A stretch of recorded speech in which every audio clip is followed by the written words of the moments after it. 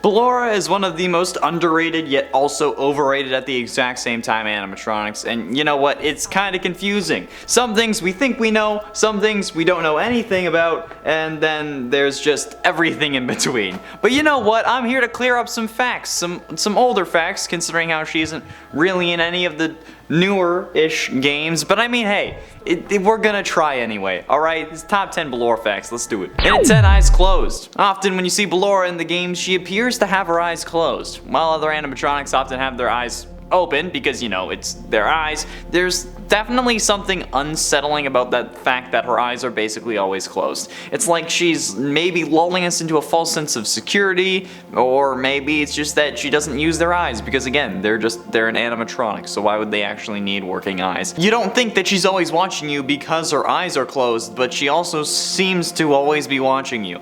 Do you know how creepy that is? Like, how is she able to locate you when her eyes are closed at literally all times? It's like Betty from Riverdale. Like, I've recently been catching up because I'm bored with nothing to do at home or nothing to watch. Now they have superpowers? Like, what the hell? Like, why are you trying to make this a superhero show when the CW has canceled literally all of them with the exception of The Flash? Don't do this.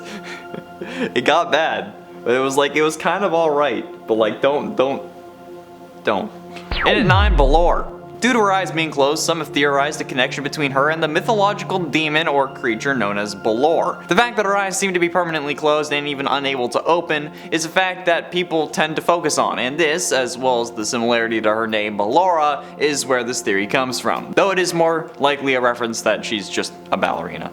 In Irish mythology, a Ballora is a giant cyclops who only opens a single eye to destroy his enemies, cause, you know, he's a cyclops. Otherwise, it's known for having its eyes shut. In Dungeons & Dragons, a Ballora is a demonic creature often pictured with horns and wings, and people might have been pulling the name Ballora from Finn Balor's demon persona, if there are any WWE fans. I don't know, does Scott like WWE? And at 8, motivation.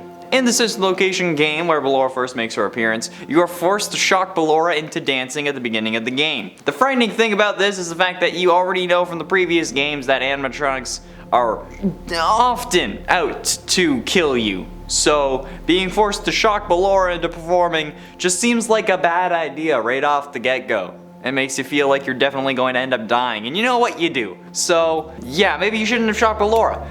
I mean, then again, maybe also shocking her kind of saves you, because then, like, she's in, like, her dark area, and maybe the fact that she has her eyes closed is because her eyes are so sensitive to light, so that's why she can see in the dark when her area is closed.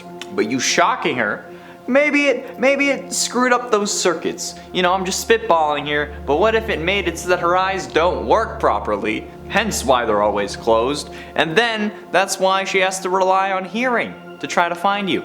Look at that. Coming up with theories around the spot. And at 7, singing. Ballora is said to be talented at dancing and singing. Her goal is to get children active and, like, apparently dancing while they balance out all the pizza that they eat. I mean, it's kind of like a dumbed down Mazercise. You get to experience her singing firsthand in Sister Location, though, where you hear her sing in a really creepy voice. Like, goddamn, this thing will send shivers down your spine.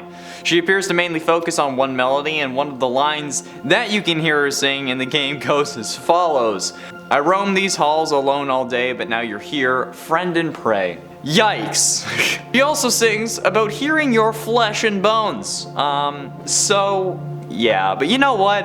I think that a lot of people sing about that, or at least the people I've hung around sing about that a lot. I don't really sing about it, I more like describe it, but I mean, I've dated people who sung about it. I think that's what they were singing about anyway. It got disturbing, so I kind of like tuned it out. And at 6, more aware. Some animatronics in these games seem to speak to you through pre-recorded lines, kind of like the Iron Man characters at Disney World. You know, they just tap their fingers and it says a line pre-recorded by Robert Downey Jr.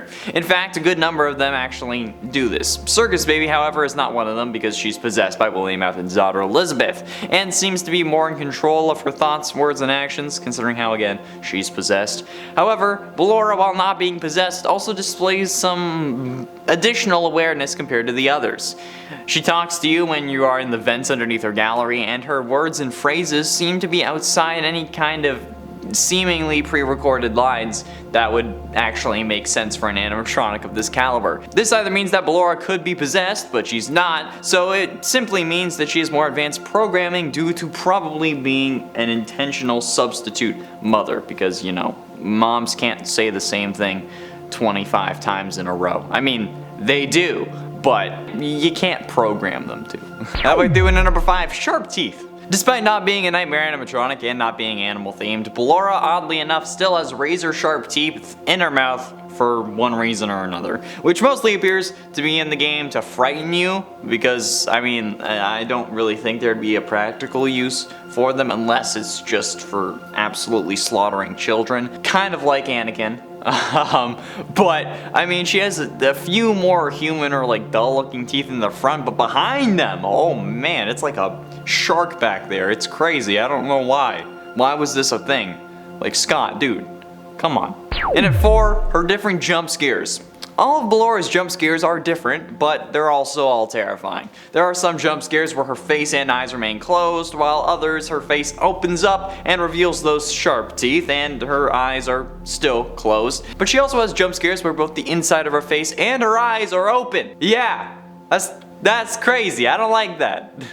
The only thing that isn't scary about this is the fact that she has purple eyes, which honestly just links her again to Afton. It doesn't mean that she's possessed. I'm just saying that it links her to Afton because of the color purple. Anything purple we need to immediately be suspicious of, and I think we've learned that at this point. Anything purple, even slightly, is going to get called out in the comments. Even my shirt. No matter how many times I say it was an accident, no one ever believes me. Getting close to the end in number 3, Ennard.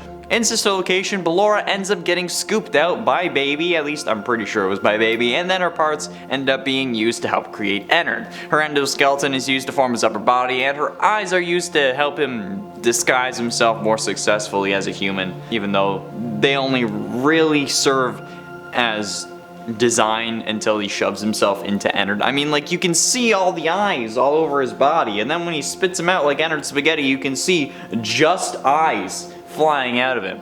So, I don't know why that part is listed on the wiki, but hey, who am I to argue with the wiki? You know, I'm me. I'm gonna argue with every robot I can. But ultimately, in number 2, crawling. Scott has confirmed that Ballora actually only has 2 ways that she moves. She's either gliding around on tracks, dancing gracefully, or when she's not on tracks, since she can't really do anything else, she's forced to crawl on all 4s to actually move around. That's some creepy man. That's like a demonic lady spider from hell. That's like you downloaded too many Skyrim mods and then you got out of control. Talk about things that are gonna keep you up at night. Now, I'm just gonna be terrified of spiders with boobs. I mean, I'm gonna be terrified about waking up and seeing Ballora looking down on me from the ceiling. And then have her face open up.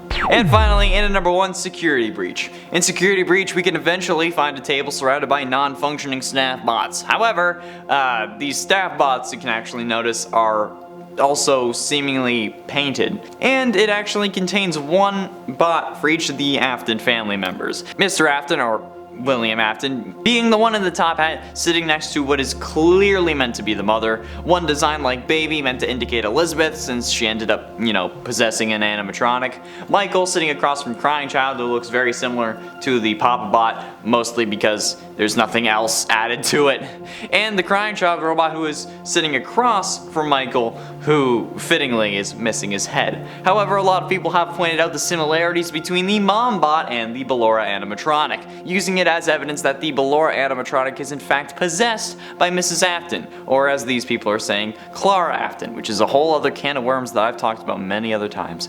And while the 2 animatronics do look similar, and this is definitely something to take note of, I think that it merely serves as evidence that Afton built these animatronics in the image of his family, or at the very least he built the Ballora animatronic as a means of resurrecting his wife instead of actually having her possess the robot. When he made this robot, she would have already been dead, hence hence the design similarities and hence why he was inspired. He wouldn't really have made a robotic version of his wife if she wasn't dead, because I mean, like, they have 3 kids, so obviously things are going well there. And he only learns about possession after Elizabeth gets got by a baby, meaning that this is just to show that we were right about Ballora being a surrogate mother, or intended to be a surrogate mother, but not that she was actually possessed. That's all the time we have for today, friends. Thank you all so much for watching. I have been Connor Monroe, and I'll see you in another video.